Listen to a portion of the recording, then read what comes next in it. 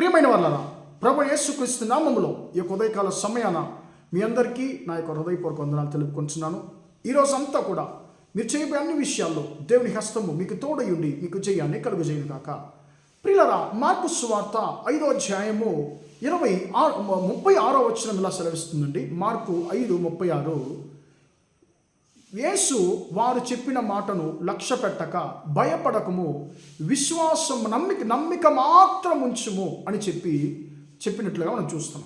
ప్రియులరా, ఈ యొక్క ఉదయకాల సమయాన నన్ను చూసి ప్రభు యేసుక్రీస్తు అంటున్నాడు, నా కుమారుడా, నా కుమార్తె, నువ్వు భయపడొద్దు, నమ్మిక మాత్రం ఉంచుము అని చెప్పి మనతో మాట్లాడుతున్నాడండి.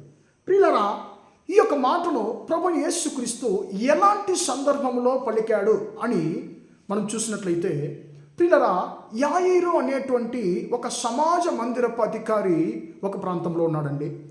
ఆ యేసుక్రీస్తు ఆ ప్రాంతానికి వెళ్ళినప్పుడు ఇతడు వ్యాధిగా ఉన్నటువంటి తన యొక్క బిడ్డ కొరకు, కుమార్తె కొరకు యేసు దగ్గరకు గోజారడానికి వస్తున్నాడండి. యేసుని చూసిన వెంటనే ఈయన యేసు పాదాల మీద పడుతున్నాడు. అయ్యా, నా కుమార్తె చావనై ఉంది, చావు బ్రతుకుల్లో ఉంది, ఎలాగన్నా నువ్వే వచ్చి నా యొక్క కుమార్తెను బ్రతికించాలి, నువ్వు వచ్చి మీ యొక్క చేతులు మాత్రము నా కుమార్తె మీద ఉంచితే ఆమె బ్రతుకుతుందని చెప్పి ఆయన గోజారుతున్నాడు.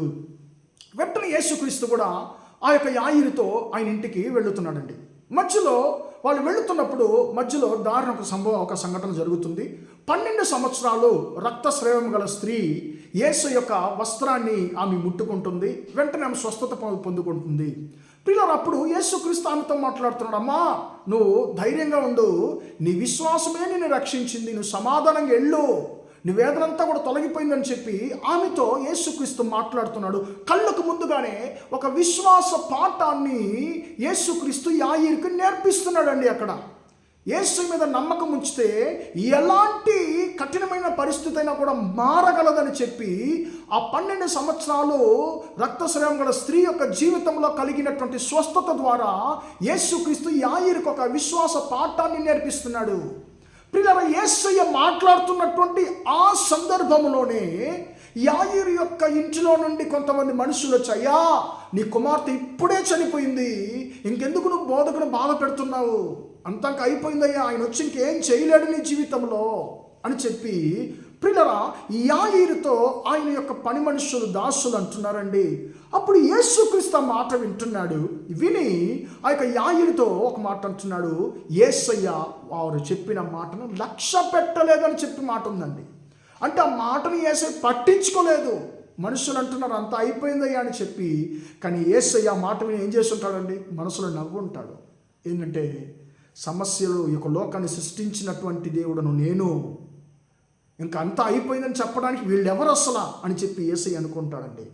ప్రియులారా, ఇప్పుడు మనుషులు అంటున్నారు, అయ్యా అంతా అయిపోయింది, చేయి జారిపోయిందయ్యా, అంతా నీ కుమార్తె చనిపోయింది, ఇంకా యేసయ్య వచ్చి ఏం చేయగలడో, ఇంకెందుకు ఆయన బాధ పెడుతున్నావు అని చెప్పి ప్రియులారా ఆ యొక్క యాయీరుతో అంటున్నారు. కానీ యేసయ్య ఆ మాటను లక్ష్య పెట్టలేదండి, పట్టించుకోలేదు. ఈరోజు మనం కూడా ఏం చేయాలంటే, లోక సంబంధమైనటువంటి మనుషులు చెప్పేటువంటి మాటను లక్ష్య పెట్టకూడదండి. లోక సంబంధమైన మనుషులు ఏమంటారండి, ఎప్పుడన్నా మంచి మాటలు మాట్లాడతారా? లేదు. మన జీవితాన్ని పాడు చేయడానికి, మన నమ్మకాన్ని పాడు చేయడానికి, మన విశ్వాసాలు పాడు చేయడానికి, మన బ్రతుకులు చెడగొట్టడానికే మనుషులు, లోక సంబంధమైన మనుషులు ఎప్పుడూ ప్రయాసపడుతుంటారండి. కాబట్టి లోక మనుషులు మన యొక్క మంచిని, మేలును కోరుకునే వాళ్ళు కాదు. కాబట్టి మనం మన మేలును కోరుకొని వాళ్ళు మాటలు మనం ఎందుకు లక్ష్య పెట్టాలండి? మన యొక్క మంచిని కోరుకొని వాళ్ళ యొక్క మాటలు మనం ఎందుకు లక్ష్య పెట్టాలి? ఇక్కడ యేసయ్య మాటలు లక్ష్య పెట్టలేదండి. యేసయ్య అంటున్నాడు యాయీరుతో, యాయీరు భయపడద్దు, నమ్మకము మాత్రం ఉంచుము. ప్రియులారా, ఏం జరిగింది? యేసయ్య ఒకవైపు మాట్లాడుతున్నాడు, లోకం ఒకవైపు మాట్లాడుతుంది.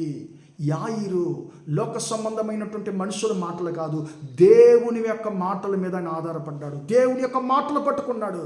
ప్రియమైన దేవుని బిడ్డ, నీతో లోకం అంటుంది ఇంకా యేసయ్య కూడా నిన్ను రక్షించలేడు, ఇంకా ప్రార్థించి ఏం లాభం అస్సలా, ఇంకా నువ్వు చర్చికి వెళ్ళి ఏం లాభం అస్సలా, ఇంకా నువ్వు నమ్మే లాభము, అంత నీ చేయి జారిపోయింది కదా, అయ్యా నాకు ఇప్పుడే వచ్చేసింది, ఇంకా దగ్గరకు వచ్చేసింది, ఆశీర్వాదం దగ్గరకు వచ్చేసింది, ఇంకా నాకు ఫింగర్ టిప్స్లో ఉంది, నేను ఆశీర్వాదాన్ని పొందుకుంటానని చెప్పి నేను అనుకున్నప్పుడు ఒక్క క్షణంలో నా ఆశీర్వాదం చేయి జారిపోతుంది. బ్రదర్, నేను ఏం చేయాలి, అస్సలా అంతుపట్టట్లేదు.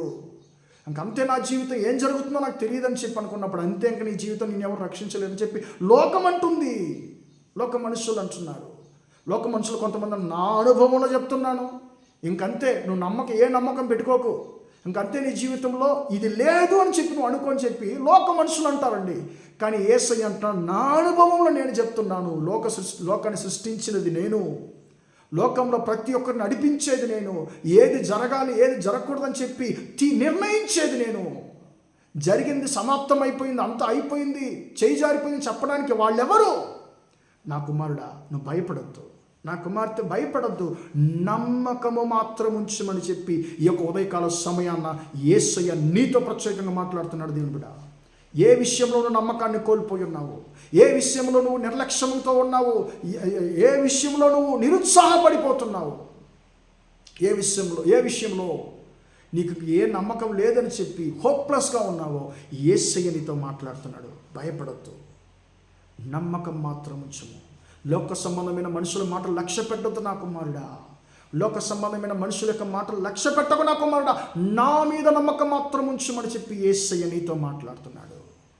ప్రియమని దేవుని బిడ్డ, యాయీరు లోక మనుషుల మాటలు కాదు, యేసయ్య మాట మీద ఆధారపడ్డాడు. ఈరోజు ప్రియమని దేవుని బిడ్డ, నువ్వు ఏ యొక్క మనుషుల మీద, ఎవరి మాటల మీద నువ్వు ఆధారపడబోతున్నావు?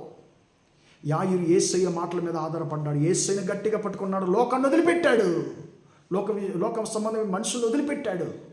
ప్రియులరా, యేసయ్యను ఇంటికి తీసుకెళ్ళాడు. ఒక భయంకరమైనటువంటి దుఃఖం, అందరూ ఏడుస్తున్నారు, అయ్యో పాప చనిపోయిందని చెప్పి. యేసయ్య ప్రియులరా, ఆ పాపను, ఆ చిన్న బిడ్డను, 12 సంవత్సరాలు గల ఆ చిన్న బిడ్డను మళ్ళీ సజీవంగా లేపి, సజీవురాలుగా అంటే ప్రాణంతో తన యొక్క తల్లిదండ్రికి ఆ యొక్క బిడ్డను అప్పగించాడు. ప్రియులరా, యాయీరు యొక్క వేదనను మార్చినటువంటి దేవుడు, యాయీరు యొక్క దుఃఖాన్ని మార్చినటువంటి దేవుడు, ఈరోజు నీ దుఃఖాన్ని, నీ